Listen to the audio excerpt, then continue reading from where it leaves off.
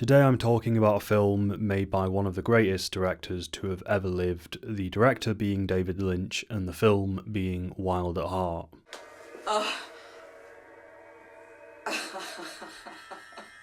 As most of you probably already know, David Lynch passed away at the start of this year on January the 16th at the age of 78. Although he was a famous artist who I didn't know personally, his demise was impactful for me and for many people. With the director, particularly a director as humanist as Lynch, a lot of us develop a closeness with the individual as we explore their soul through the work that they create. On some level, you feel like you know the person, and that's understandable considering how much time you've spent inside their mind, so to speak. For as big a following as he had, when it came down to it, we all had our own personal connection to this man and his work. We all had our own individual relationship with his films. When a film speaks to you on a deep personal level, a sort of bond forms between you and the piece, and it's a bond that's completely unique to you. A bond the significance of which is never diminished by the fact that millions of other people also have a similar connection to the film. It's an experience that's widespread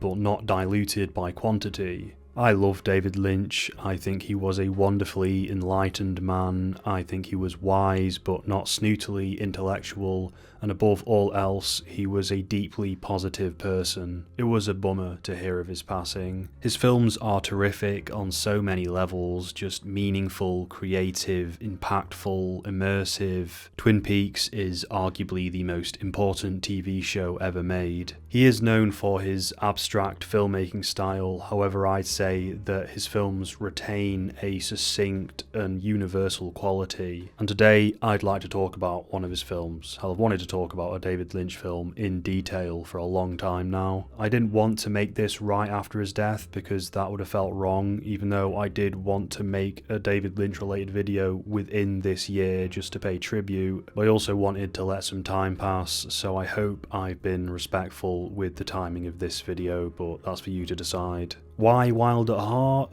Why not? I could have chosen any David Lynch film, they're all great, but I was in the mood for this one in particular, I guess. As we discuss this film, however, we'll see that it possesses traits seen throughout all of his works, so we'll have the opportunity to talk about his cinematic language as a whole. I want to talk about Wild at Heart, I want to talk about what I like about Wild at Heart, I want to talk about David Lynch and what I like about his approach to storytelling.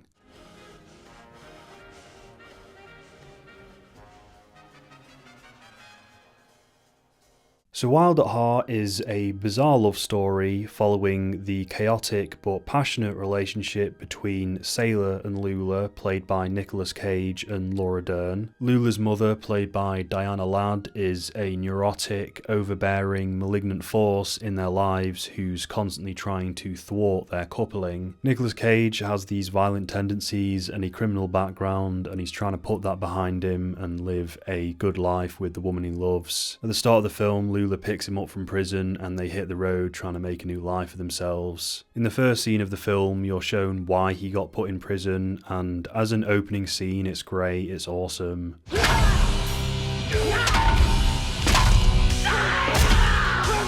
One of my favourite opening scenes of any Lynch film, probably, just because of how immediately odd yet enticing it is. And also the fact that it does set up a lot of the themes and motifs of the film quite effortlessly. We open at some high society event, traditional jazz plays in the background, and all things seem fairly normal, and then this happens.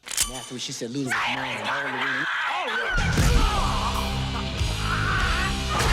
This moment is a great place to start because a lot about what I love about Lynch's style is already present here. We get this ludicrously abrupt heavy metal song that kicks in as Cage bludgeons this hitman to death. The scene is ultra violent and over the top, it's jarringly spontaneous to the point where it's quite humorous. There's a rather hard juxtaposition between the calming jazz and the heavy aggressive rock music.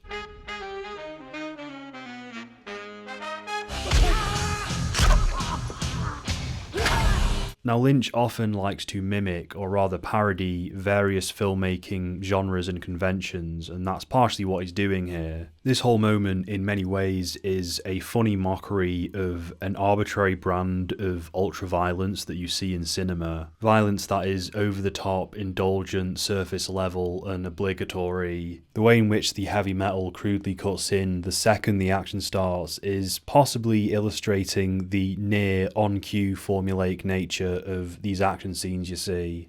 To kill you. And afterwards she said Lula was mine. Oh, now the action's starting, time for the angry music. The hilarity in its abruptness and its excessiveness is a part of the experience. Now, Lynch is fond of employing uncanny editing choices that are oft-times obvious and blatant. The sudden rock music is one example. There's also the overt sound effects that accompany the violence, which make further mockery of the action. An obscene amount of blood is on display.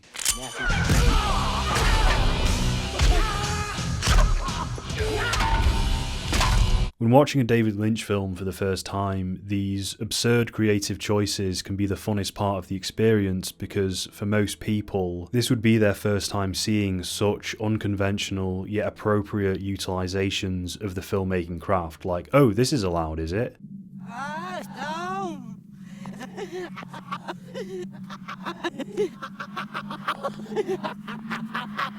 Noticeable sound effects and perturbing needle drops are things that the vast majority of filmmakers would want to vehemently avoid, yet Lynch has a knack for incorporating them into his scenes in the most purposeful of ways. I'm far from the first person to say this, but I adore his approach to filmmaking. I adore the way in which he uses simple yet effective and illustrative techniques to convey his ideas. His special effects never strive to look utterly convincing or realistic, rather they prioritise thematic evocativeness. It's about the feelings, ideas and emotions you experience when watching his films.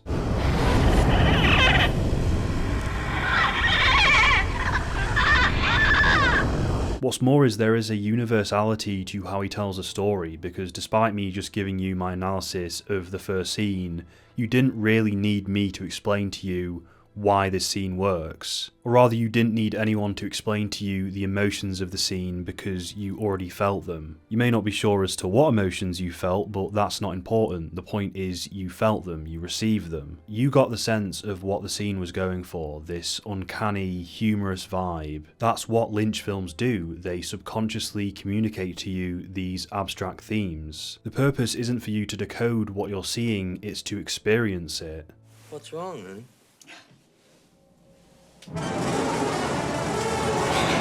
Johnny, sweetheart. It's for these reasons that I, as of making this video, feel conflicted about scrutinising over this film and deriving possible meanings and statements from it. The film is the statement, the experience is the key. I don't really want to ruin the purity of this work by boiling things down into hard definitions. The ideas expressed in this piece, and in all of Lynch's pieces for that matter, are not supposed to be interpreted through text or video essay. The films speak for themselves, but that's what I love. That's what puts them above a great many other abstract works of art, because they are so universal and succinct. You don't have to educate yourself into obtaining the intended emotions. Ah yes, I watched 600 hours worth of film analysis YouTube videos and now I can finally gain catharsis when watching The Third Part of the Night. Eraserhead, a film about a fear-ridden man who is forced to raise a monster mutant baby. Like, do I really need to dissect what that film is driving at? What universal human responses it's touching upon? Leland Palmer's story in Twin Peaks, he's possessed by a mysterious evil entity named Bob that makes him lust after his daughter. Like, do I really need to elaborate? Must I bring up Greek tragedy or whatever? These stories that Lynch provides us with, abstract as they may be, are instantly evocative of the human experience. Well, Henry, what do you know?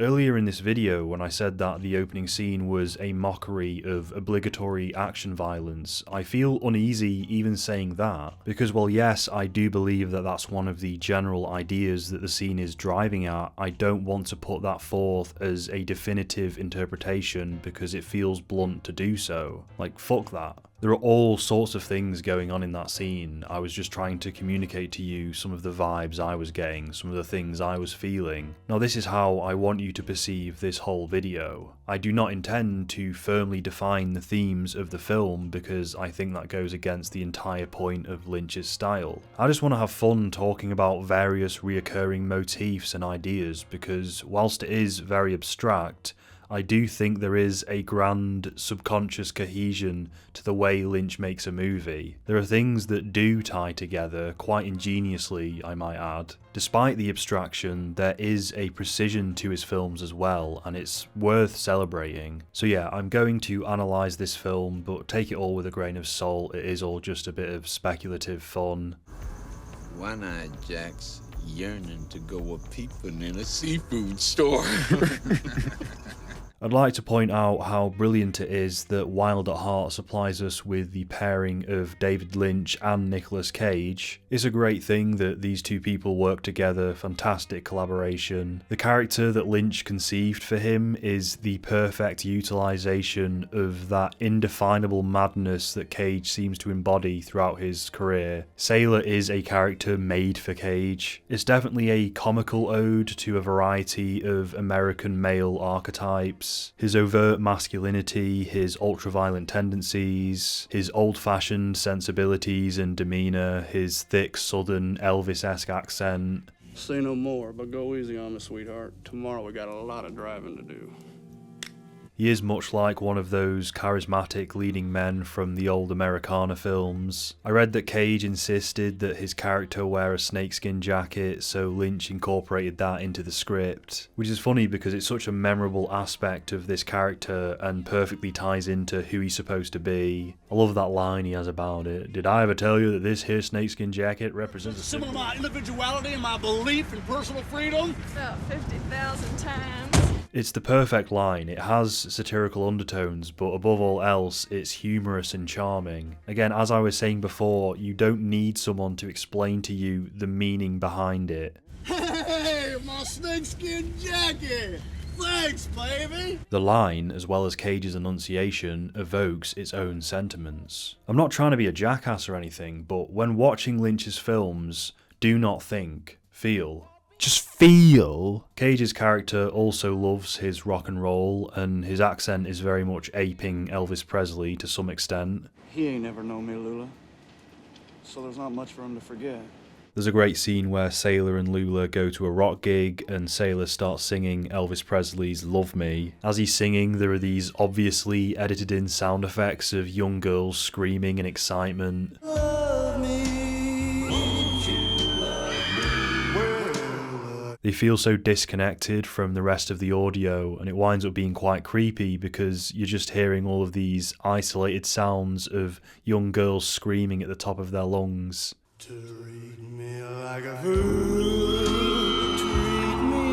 That uncanny feeling of phoniness that we experienced in the first scene returns. There's an ominous soundtrack playing underneath everything else.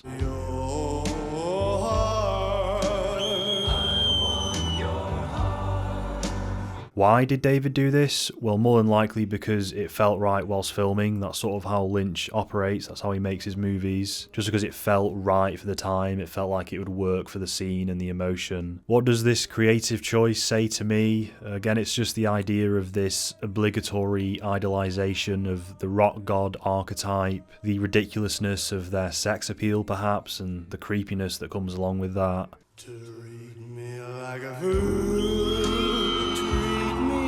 It's clear that Lynch wants us to feel like there's something wrong with this scene, but as to why, I'm not sure. The funny thing is, however, that not knowing exactly what I'm supposed to be afraid of only makes it more ominous. With Lynch films, knowing less makes the experience better. Now we could look at the lyrics of the song that Cage is singing. The lyrics sort of tell a story of a man begging his lover not to leave him. He exclaims that if she left, he would beg and steal just to feel her heart beating close to his. I suppose you could interpret negative undertones from the song as it perhaps presents a man manipulatively trying to persuade his lover not to leave him, putting pressure on her like don't leave me or I'll begin a life of crime, or please don't leave me or I'll go back to my old ways. You wouldn't want that to happen, would you? Obviously this relates to Sailor and Lula's story, as Sailor's whole arc is about him trying to leave the criminal life behind him so he can live a wholesome life with Lula. Of course, at this point in the film, Sailor hasn't yet undergone that character transformation. He's still a violent man, he's still a criminal, and the fact that he sings this song at this particular point in time is only fitting.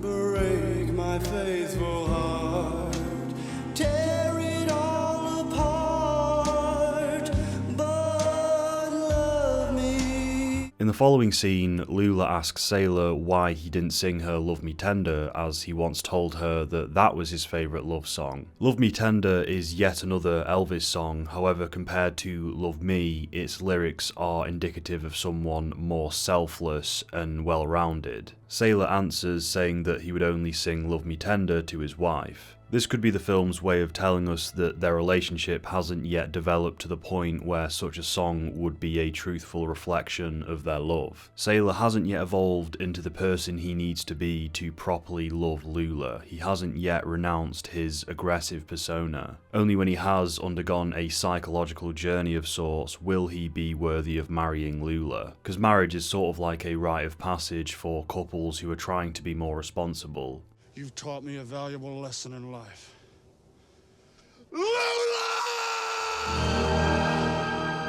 At the film's climax, once he has completed his positive transformation, he finally does sing Love Me Tender to Lula. So perhaps the negative undertones that we feel during that gig scene are there to reflect the chaotic immaturity of Sailor and Lula's love. At the end of the scene, we do fade to a shot of Sailor vigorously making love to Lula, and it's unclear as to whether Lula is enjoying it or not. Perhaps at this point in time, Sailor's affection for Lula is primarily built on lust rather than love. Rockin' good news. Now, beyond the Sailor character, the overall film itself manifests these aforementioned Americana traits. It takes place in a picturesque version of the South for one, it's partly a road trip film following a Bonnie and Clyde type duo. On the surface, it's a very simple, some would say cheesy story about a rambunctious punk turning away from a life of violence to live a good life with the woman he loves. He just got out of prison and they're hitting the road together, it's all a big tribute to classic cinematic conventions.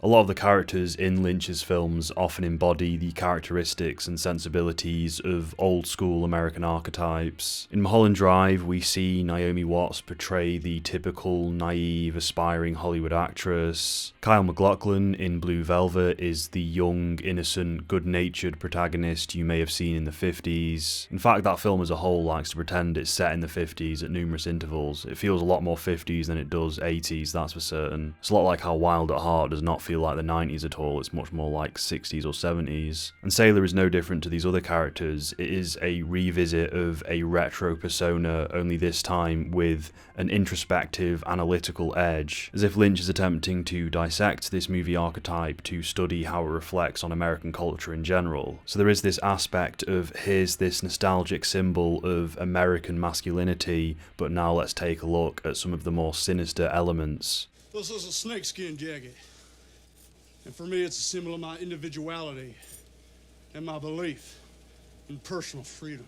Despite being a jovial caricature, we see Sailor commit deplorable acts of violence that reach horrific levels of intensity. Again, these instances are accompanied with celebratory rock music, but that's all meant to emphasise how ludicrous it is to celebrate them in the first place. That's why the sound effects are obvious and fake, because it's as if the violence is crudely trying to disguise itself as this heroic act of badassery, when in fact it's this monstrous sight. You'll notice that all of the violence violence in Wild at Heart is notably gruesome because it wants to lament in the atrociousness of the violence as way of not undervaluing its significance. Each time someone is stabbed, beaten up, shot or critically injured in any way, it's depicted in this near comedic, over-the-top fashion so that you as an audience member feel the impact every time. Upon release, the film was criticised for its graphic display of violence, but is that not a good thing for an audience to be perturbed by movie violence rather than disaffected? Lynch forces us to have reverence for all of the graphic scenes in Wild at Heart. There is not one act of violence that is overlooked or swept under the rug as if it were nothing. These bank clerks, for instance, in an ordinary film they'd be shot, you'd see some blood and that'd be the end of it, but Lynch includes just a few extra moments to reinforce the gravity of the incident. Wow, look at this damn thing!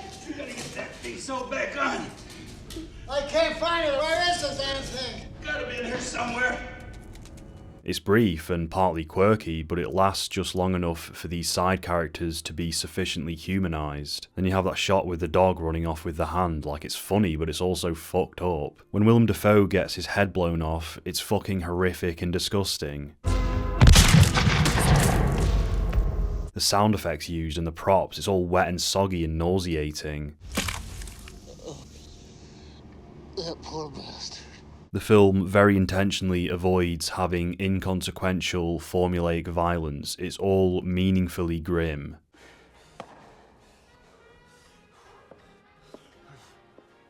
Now, even though Lynch has created characters like Sailor and Lula to homage and dissect particular movie archetypes, I don't think he has created them with the sole intentions for them to act as critiques or works of satire. For as much as he does assess the flaws of long-revered American sensibilities, and for as much as he does poke fun at classic caricatures, he also does love to celebrate them as well. With nearly everything that David Lynch depicts, he always showcases with equal levels of cynicism and optimism. There is often a touch of parody and cheesiness to a lot of Lynch's characters, but there's always that underlying authenticity.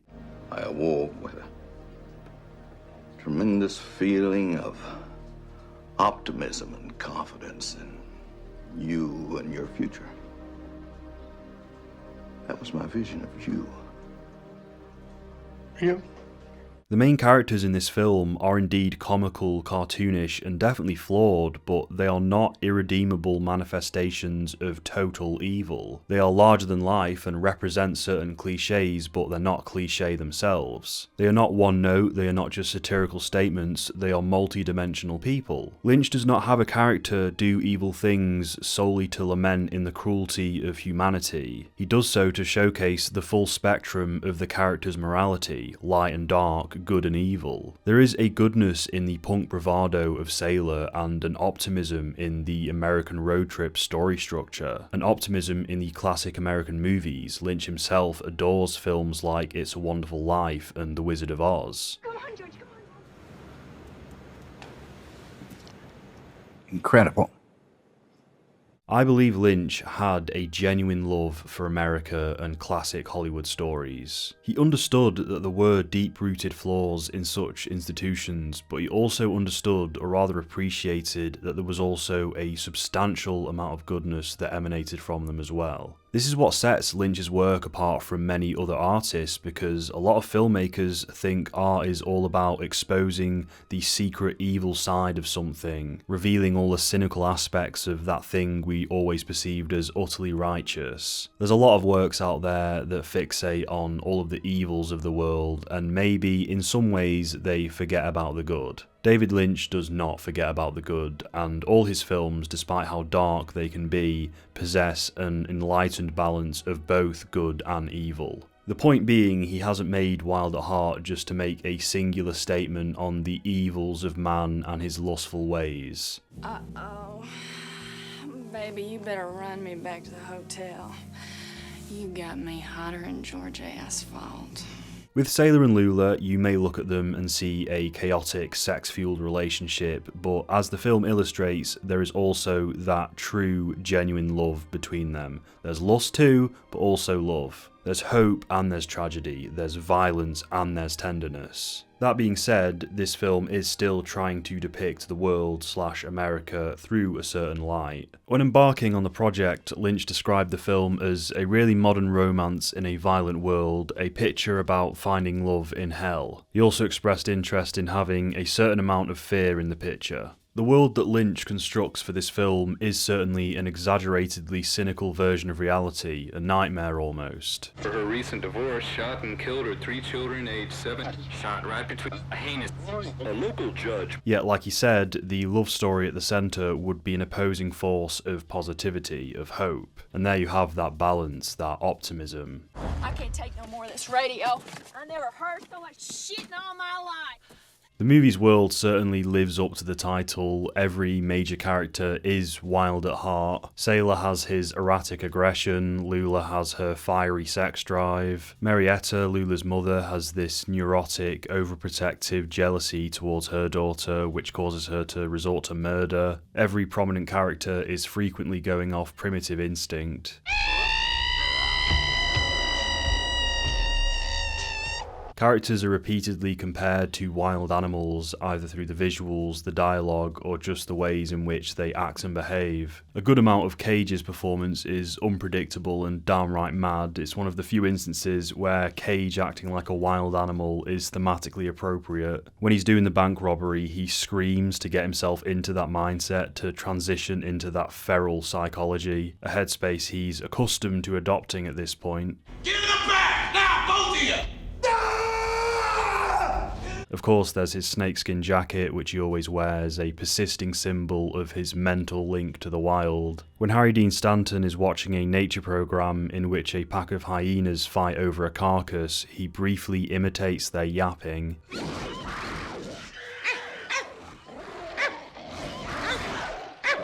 Later in the scene where he's murdered by the assassins, the hitmen are making insane animalistic sounds as well. I don't know what animal, I'd like to say monkey, but I'm not entirely sure. It's fucking freaky regardless, and they give it to us like a jump scare as well.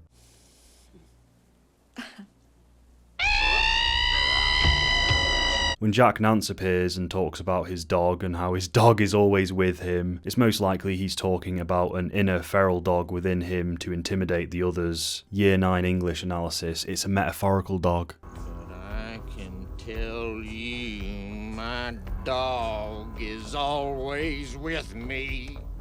Gotta be in here somewhere. It's almost as if all of the characters have a signature animal persona, but I wouldn't say it was that set in stone. It's just that there are these constant references to animals. It's not like a fucking Patronus charm or anything. Yeah, pigeons spread diseases and mess up the place. You see that? It's interesting as well because although snakes are known for being deadly and cunning, they also have a range of lesser known positive traits. These include being wise, intuitive, sensitive and charming, and all of these things you could apply to Sailor. Like an animal, Sailor embodies wild instinctive traits that are pure and others that are vicious. Deadly but sensitive, he's very charming and he can use that for good or for evil. There's this duality to animal/human nature.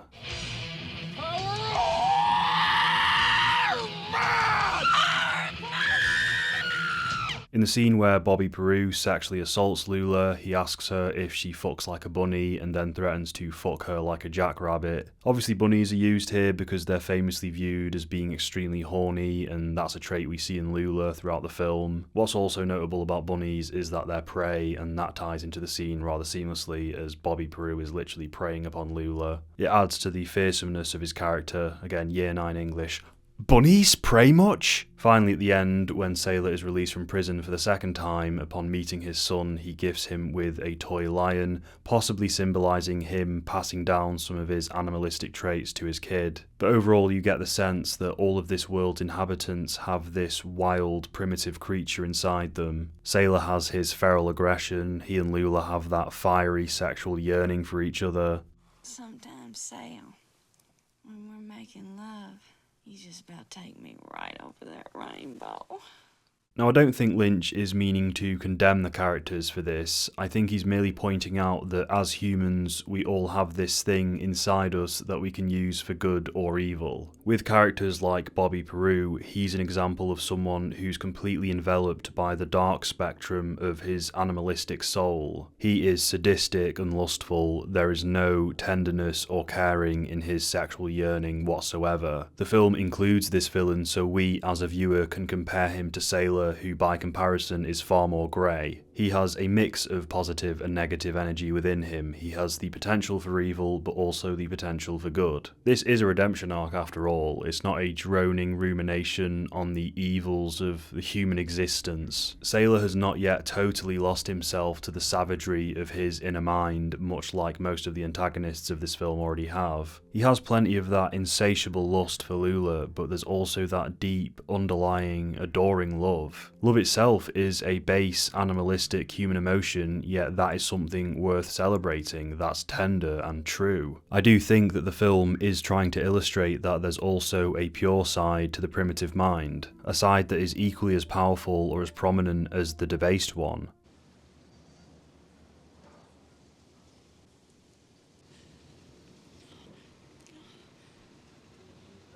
Other than animals, there are all kinds of reoccurring motifs scattered throughout this film. There's of course the Wizard of Oz references, which are the most overt examples, and we'll be sure to discuss them in a moment. However, there's also other interesting motifs and details that I'd like to go over. These include fire, lit cigarettes, lipstick, and blood.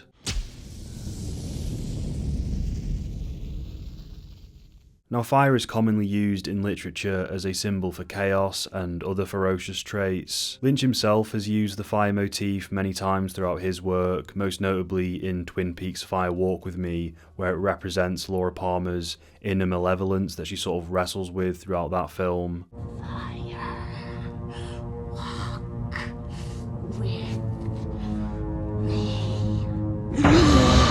It appears during the opening title sequence for Wild at Heart. It all correlates with the inner psyche of the main characters. Fire can also represent a burning, passionate love, and again we have that idea of duality, as fire can represent both positive and negative things. Furthermore, we have the frequent appearance of cigarettes. There are these abstract close-ups of matches being lit and cigarettes lighting up. These close-ups seem to occur at the end of Lula and Sailor's sex scenes, perhaps indicating a sort of fiery climax. Cigarettes, at least within storytelling, are a universal symbol for daredevil behaviour. They're an indicator of someone who lives on the edge, usually an outlaw type character, a badass. Of course, it takes a degree of chaos to embody that type of persona. Interestingly, however, as opposed to the first 3 sex scenes of the film, which conclude with cigarette shots, the 4th scene fades to a shot taking place at another point in time where Sailor and Lula tenderly kiss before Sailor places Lula's hand over his heart. The music used here is also a lot calmer and less agitated than the music used in the previous 3 scenes.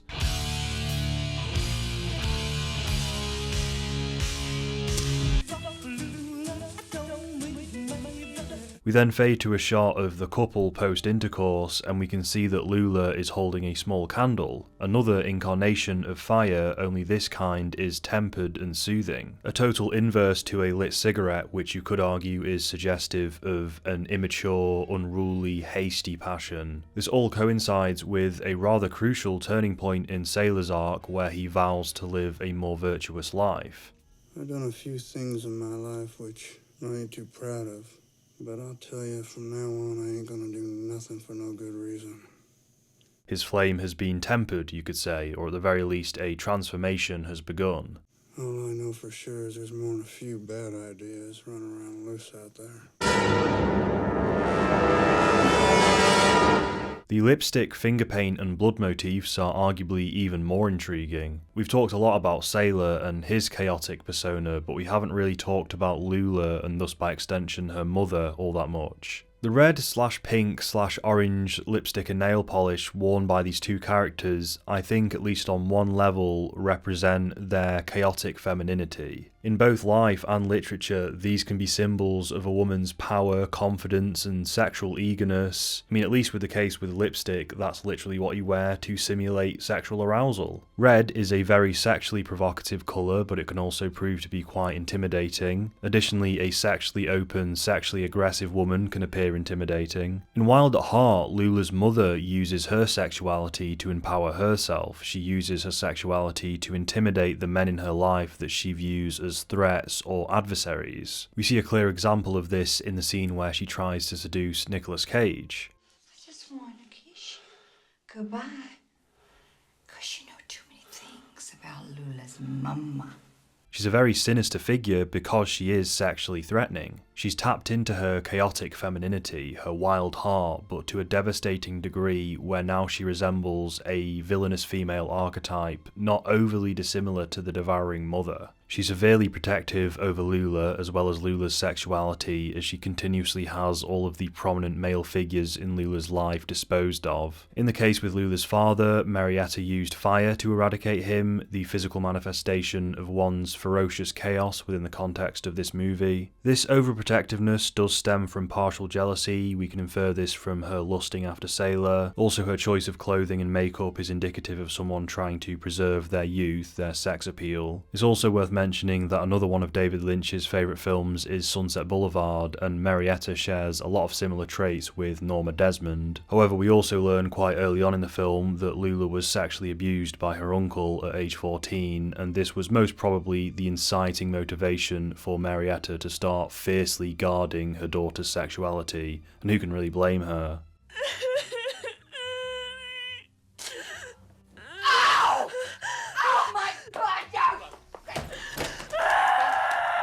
For all her destructive neuroticism, it did all stem from a place of love. She had to embody the dark female persona to defend against the dark male persona, you could say. All of the predatory evil that befalls women at the hands of men. Lula is constantly sought upon by the foul men of this film's world. One of the first things we see happen to her is she is sexually ogled and verbally abused by this hitman. Her mother has some vindication for being the way she is, as even Sailor manifests some of these wanton traits. When considering the death of Lula's father, we know Marietta was responsible, but the reasons as to why are left quite vague. We hear from Lula that he was apparently a sweet dad, and Sailor describes him as a good old guy. And the good side is I knew your daddy, and I thought Clyde was a good old guy.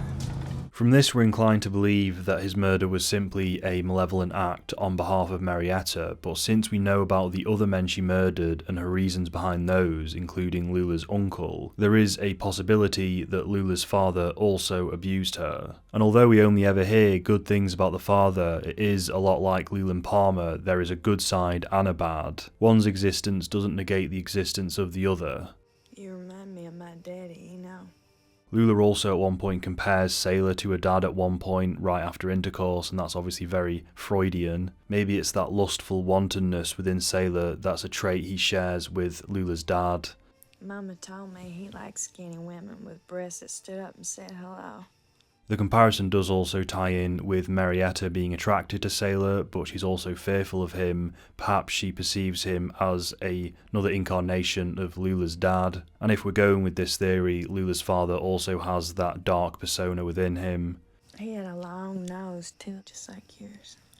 Now, having said that, I don't personally lean towards this theory myself. The father was murdered long after the abuse incident with the uncle, so Marietta was already in that deranged mindset. I think the more likely explanation has something to do with infidelity. Marietta does have that love affair with Johnny Farragut, as well as that perverse attraction to Marcella Santos. I can picture a scenario where Lula's father found out about the infidelity, and so Marietta had him extinguished. Of course, Sailor was a potential witness to the murder, and this is another pivotal driving force behind Marietta's motivation to kill him. She doesn't want Sailor to reveal this awful truth to Lula. All these years she's managed to have Lula believe that that all these men dying were accidents, but the facade may collapse if Sailor shares his story. It's not overtly said, but I do think Lula comes to a realization after hearing Sailor's confession. As she looks over at the side of the road and envisions her mother as the Wicked Witch, she's finally starting to see her mother for what she is. It's very interesting, that whole mystery where Sailor says, "I don't know what they think I saw that night," because that could mean so many things. There's multiple potential theories and secrets. I do also think that another one of Marietta's central aims is to prevent Lula from finding out about her connections with the criminal underworld.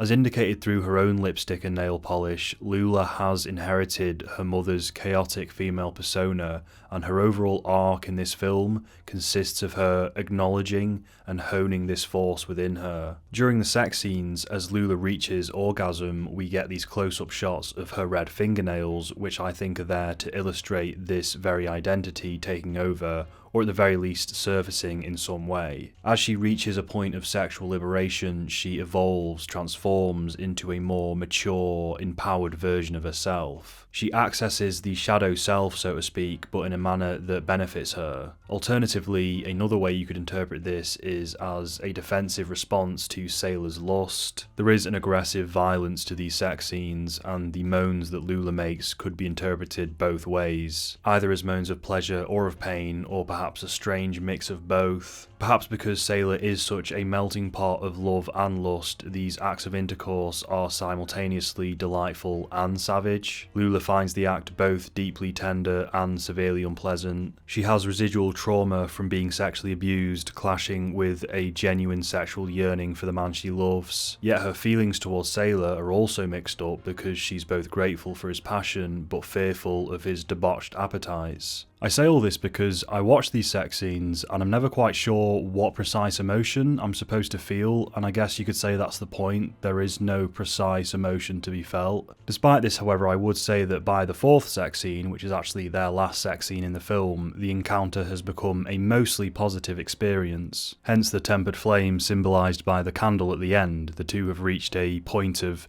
empathetic understanding, you might say.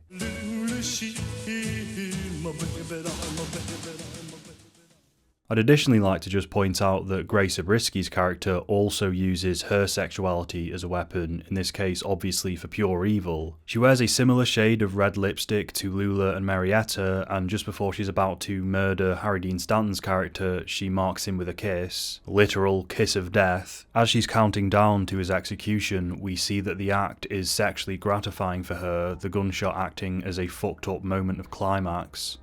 Feeling myself. 6, 7, 8. Her sexuality has become this heinous, sadistic, destructive entity, one that she uses to kill people. And we can compare her to Lula and Marietta, as she essentially resides at the vilest end of the spectrum. She's tapped into her chaotic femininity in the most destructive of ways. Fuck me now, Reggie! 10.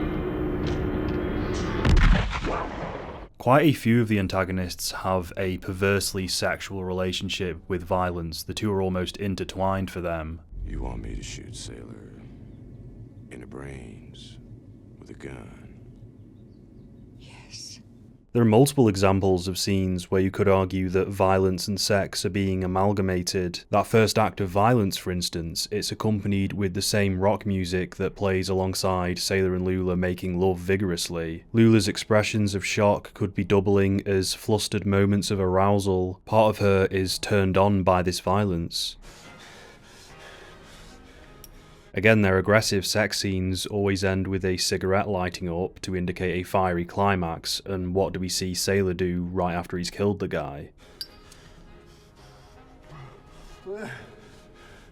Notice he's all sweaty and flustered too. One of those abstract matchstick shots also appears during the burning of the father scene. Marietta and Marcellus are there giddily kissing. It's all of these acts of violence being likened to sex, gunshots and fire igniting doubling as climaxes. Perhaps there is a sadism inside every character in this film. The reason this is included in the film is because it represents the absolute worst, most depraved incarnation of sexuality. Mindless pleasure at the expense of others. Let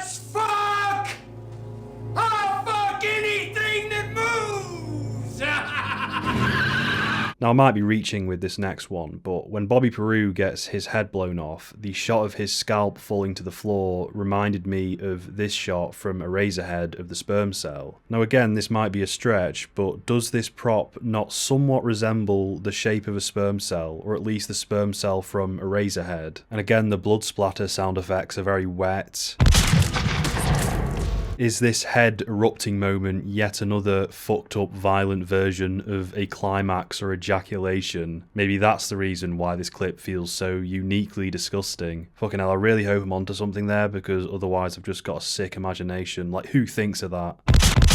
It's no coincidence that all of the lipstick and nail varnish in the film resemble the colour of blood. I think this precise shade of red was chosen because it can simultaneously represent love, lust, anger, passion, primitiveness, rage, violence, arousal too. Arousal. It's representative of a force that has the potential for immense evil, yet also the potential for immense good. It's all reflective of the wild heart, the chaotic self, the animalistic instinct. So when we do see these poignant shots where Lula is wearing the red nails and lipstick, it doesn't necessarily mean that there's always that implied wickedness, because this force, this persona, can also be a force for righteousness. Everything in this film has this rich duality. Well, there's a good side as well as a bad side to it. About an hour into the film, we get the scene where Sailor and Lula come by the wreck of a car crash and witness a young girl succumb to her injuries and die. Now, I have a strong feeling that this is the Eye of the Duck scene. For those of you who aren't aware, every David Lynch film supposedly has this one particular scene which is seemingly disconnected from the rest of the narrative, yet conveys or communicates through abstract storytelling the central ideas and themes of the film the most succinctly as compared to all of the rest of the scenes in the movie. And this scene of the film we call the Eye of the Duck scene. Now, the reason I think that this car crash scene is the Eye of the Duck scene is because it sort of acts as a microcosmic version of the central narrative of Wild at Heart. They find this beautiful young woman who's been wounded by a malevolently chaotic world. I can't find it. My mother's gonna kill me. It's got all my cards in it. Through the small amount of dialogue, we can infer that she has a tumultuous relationship with her mother. I gotta find my wallet. Don't say one word of this to my mother, please. Please. God, she's gonna kill me. Perhaps they're estranged, perhaps her mother was also abusive, perhaps she was running away from her mother when the car crash occurred. It's this delicately crafted micro-tragedy that thematically correlates with Lula's journey. Where's my camera? God, she's dying right in front of us, Sailor. A relationship between a mother and daughter shattering, and the love and warmth that's squandered as a result. This is also another example of the film including violence and death, yet not brushing over it, instead emphasising the sadness of it. Lula and Sailor are literally forced to stop and watch her die, as are we. She died right in front of us, Sailor. Why'd she have to go and do that, Sailor? Also, the fact that it's Sherilyn Fenn from Twin Peaks makes it all the more meaningful because she is playing a similarly tragic, bittersweet role. I do believe that all of Lynch's works are connected on a spiritual level. They all have overlapping motifs, ideas and emotions, and serve as elegant companion pieces to each other. The Return, of course, acting as the grand retrospective that celebrates the entire journey, incorporating actors, themes and ideas from throughout his entire body of work except Dune, but that's another thing. Sherilyn Fenn is of course adorned with that same red lipstick and nail polish, and the red actually matches the blood smeared down her face. Once again, we have that motif of sexuality, love and passion being juxtaposed with blood and brutality. Then she begins to die, and the blood she coughs up overlays the lipstick. Her final words are her deliriously asking them to get her lipstick for her.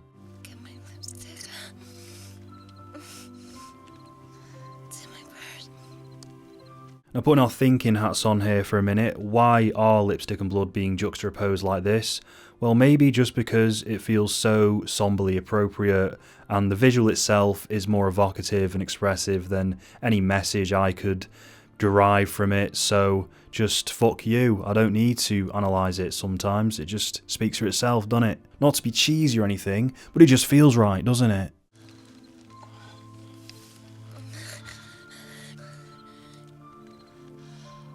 Anyway, how about the Wizard of Oz stuff? It's high time I talk about that. This is probably the most overt reoccurring motif. In fact, you could essentially consider this film to be a cryptic retelling of The Wizard of Oz. The Wizard of Oz is one of David Lynch's favourite films, and it's clear as to why. Lynch repeatedly referred to films as dreams, and The Wizard of Oz takes place primarily within the imaginings of Dorothy, and the overall experience does simulate dreamlike wonder. The film also possesses that earnest escapism of old cinema. It's very grandiose, triumphant, and hopeful, and Lynch adores that vein of classical, traditional Hollywood storytelling.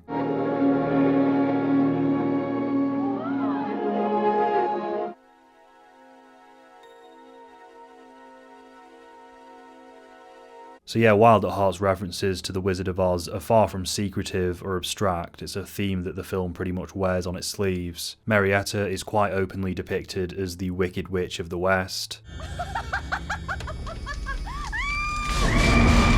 I do still find it interesting, however, as I see this as the film giving her this classic witch persona to act as an extension of her fierce overprotectiveness, but also her predatory sexuality. The witch iconography that's attributed to her, such as the nails, are simultaneously theatrically threatening, yet also sexually provocative. In fact, a common trope from a lot of famous witches from literature is their intimidating sexuality. It's almost as if this film is trying to say something about the witch archetype in general, a timeless representative of a dangerous female, an exaggerated personification of a personality type that exists in real life. These stories of witches do act as these cautionary tales to watch out for these destructive traits as you navigate real life. Like, for an example, the evil witch in Tangled is essentially just a stand-in for a narcissistic, overbearing parent that stifles the prospects of their child. I definitely didn't get that from Lindsay Ellis. Another persisting theme when it comes to witches is their obsession with youth and their jealousy towards those who have it. We can observe such traits in Marietta, whose overall actions are partially stemming from a similar kind of jealousy. The witch mythology was also heavily influenced by the prejudice that societies held towards sexually open women. Women who defied strict conventions were deemed as deranged and often accused of being witches. Promiscuous women, for instance, wanton women, were all characterized as evil during these archaic times. This all going to emphasize the point that sexuality has always been crucially linked to the witch mythos, and so it's only appropriate that Wild at Heart draws upon further parallels between the two things.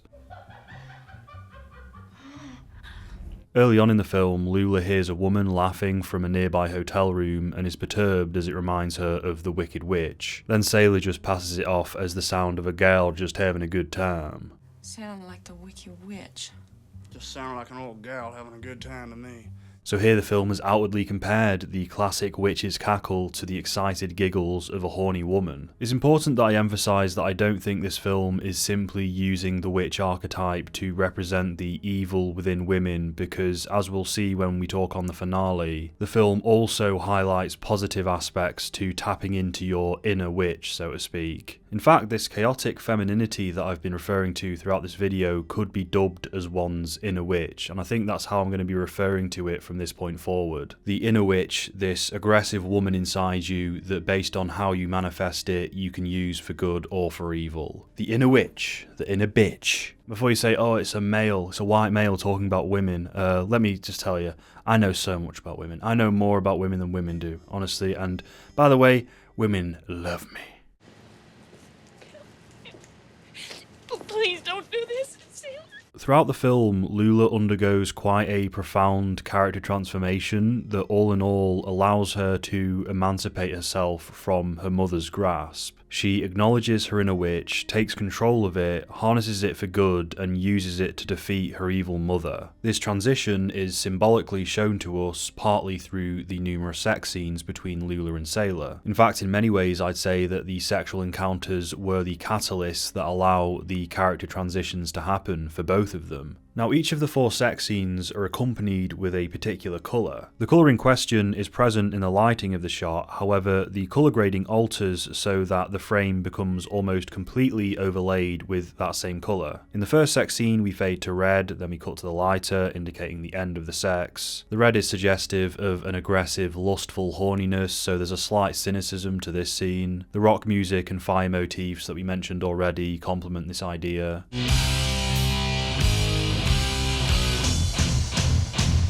The second sex scene, by comparison, is a lot calmer, but there's still this ominous air to it. The colour used here is now orange. There's no rock music, but there is this foreboding, dreamlike score. Sale, how come you didn't sing me Love Me Tender? Obviously orange is a less aggro colour to red, but still fairly heated. The third sex scene, we've receded back to the colour red, arguably pink. For this one, all we see is a close-up shot of Lula's hand, accompanied by the sounds of moans. At orgasm, she spreads her fingers out, and as she's wearing the red nails, it's highly suggestive of the inner witch manifesting within her. The screams of pleasure in this scene are quite perturbing, as once again there is that suggestion of pain and suffering. Possibly the witch is emerging because it senses the male aggression in Sailor and perceives him as a partial threat. Or this could in fact illustrate a sexual awakening in Lula, a lustful awakening in Lula, or all three. We get the fire and cigarette imagery again. If I walk down the fucking street, all the fucking women's inner witch is going to be coming out, because I am a threat. I am a force to be reckoned with. I'm an animalistic fucking lover. In the following scene, Lula tells Sailor that when he makes love to her, he takes her over the rainbow. And now we can make better sense of the colours. In the fourth and final sex scene, we get multiple different shots, 6 to be exact, all presented with their own colour. Red, orange, yellow, green, blue, indigo/violet in that order. Indigo and violet are sort of merged into one colour, but all in all we're presented with the full ordered spectrum of the rainbow. In the final purple clip we have another shot of Lula's hand where the inner witch once again manifests within her. As this is happening, her moans sort of turn from pained to pleasured, you could argue. As we transition from more stressful colours to calmer ones, the rock music dies down and is replaced with this soothing jazz song. We get that abstract shot of Sailor symbolically giving Lula his heart. We get the tender candle instead of the cigarette flame. Everything has gone from irate to zen, and the couple has grown closer together in a more loving sense.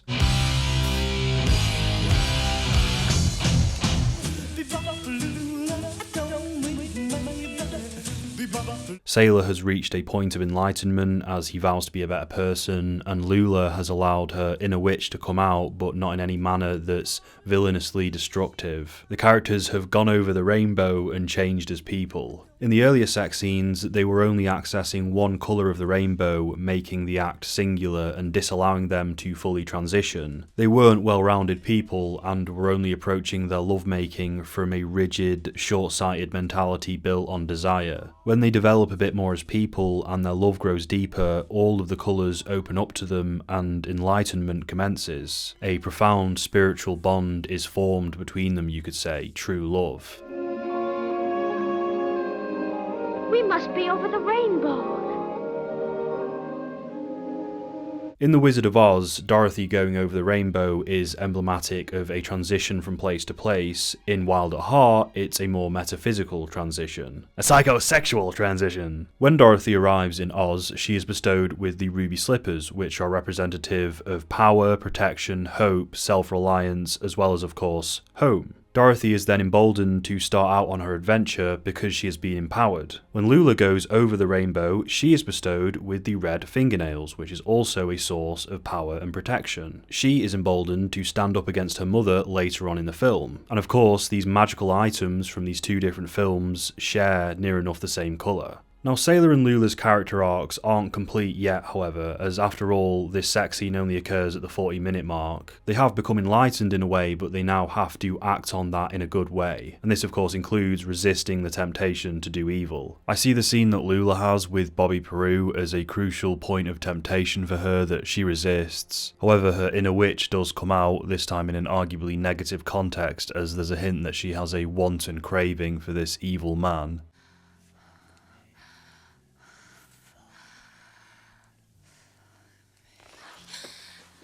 In following scenes, she's quite horrified by herself because of the way she reacted to Bobby, so much so that she begins to weep. There's still a dark, lustful persona inside her that longs for chaos. Bobby Peru also seduces Sailor into reverting to his old ways as he gets him involved in a bank robbery, which leads to Sailor going to prison again. The sheer brutality that occurs during the robbery could have motivated the final realization that Sailor has about the true malevolent nature of the criminal life.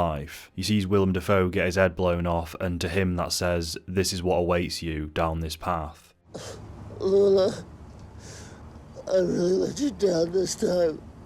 In the final stages of the film, after the second time jump, Sailor is released from prison once more. We get a scene where we finally see Lula triumph. What if I told you not to go? Mama, if you get in the way of me and Sailor's happiness, I'll fucking pull your arms out by the roots! She has the power and confidence to assertively deal with her mother, and she defeats the Wicked Witch. Here you have a poignant shot of the nails once again. She has incorporated the inner witch into her being and taken control of it, used it to vanquish her evil mother.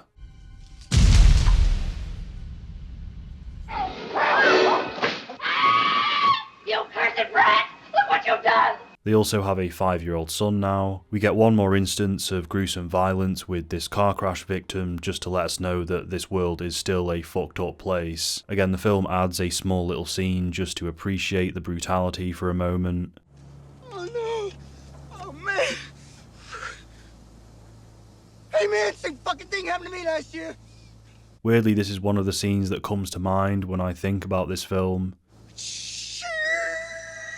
Lula picks up Sailor and introduces him to their son, but Sailor decides to part ways with them as he thinks there's too much bad in him. It should be noted that the original ending of the book, which Wild at Heart is partly based on, actually ended with them not getting back together, which David Lynch did decide to change because he thought it was too pessimistic. Instead, Sailor is visited by the Good Witch of the North and encouraged to follow his heart. I can see the alternate ending working for this film. I think Lynch would have made it nicely bittersweet, but I still think that the ending we did get is perfect. I like it when Lynch unapologetically leans towards these more hopeful tones to the point where the piece actually risks being a bit corny. It does show how sincere and earnest he is as a filmmaker, a storyteller, and also there is a beauty and goodness to the world, and there's nothing wrong with celebrating that.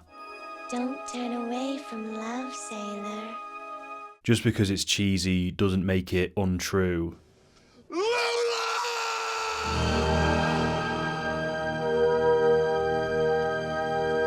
You take the shot where the kid is gleefully smiling up at his parents reuniting. It's all mimicking the style of the uplifting old Hollywood film, and it's all still valid. Celebrating love, celebrating a family coming together, it's not something to scoff at.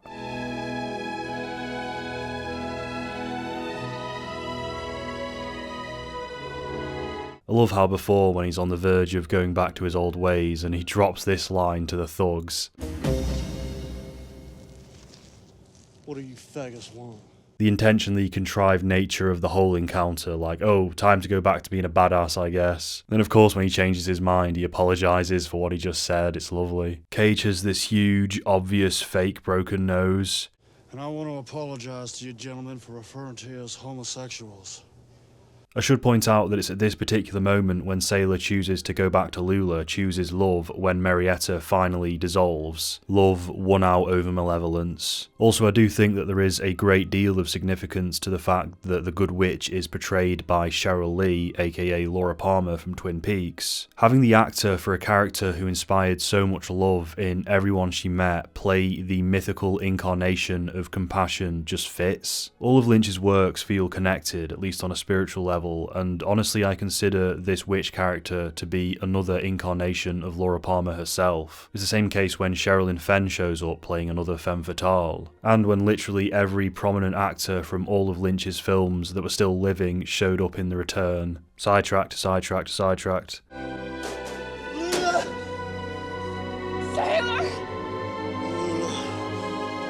I think the film's hopeful ending was important because it reinforces the idea that love can triumph over evil, that one can correct their flawed selves, purge their inner demons. It also highlights the value of Sailor and Lula's love for each other. Both people are wild and passionate creatures, but if they can channel that fire into something pure, then they'll be okay. I'm wild at heart.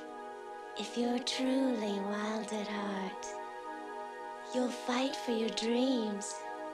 If they can choose love over lust, love over anger, love over violence, individually they have both undergone significant transformations and are now healthier people, fit to raise a child. Sailor caps the film off by singing Elvis's Love Me Tender. As opposed to the previous Elvis song, Love Me, the lyrics of this song are evocative of a love that is much more dearer. Even the literal names of the song, Love Me Tender, is a productive improvement from Love Me, suggestive of a love more pungent and soulful. And it's even more appropriate because their love has literally become more tender throughout the course of this film. I just met the good witch.